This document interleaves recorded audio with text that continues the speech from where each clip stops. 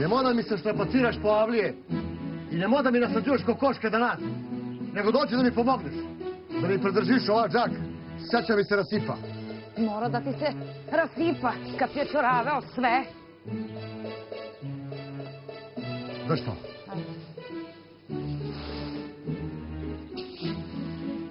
Znaš li gde ćeš? Na pijac. Danas. A danas nije pijačni dan, Zlatana. Pa šta ću kad mi je sudbina taka? Mislim, mora da džedžim pored tezge, pa kuj naiđe. Ludela žena sve. Šta da radim kad nema domaćina u kući? Ja mora da se dovijem za neki dinar. Ne daj Bože da neko izvitli, da ni umre. Ja mora da idem po selu da zajmim za sanduk. Koji da umre?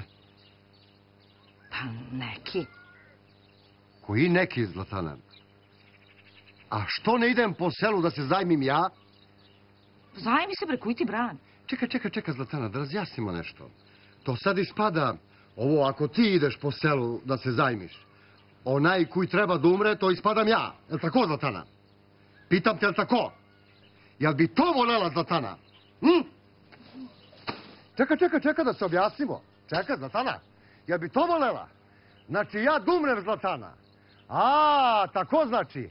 To bi ti volela, jel? E pa da znaš, ta film neće da gledate. Čuva!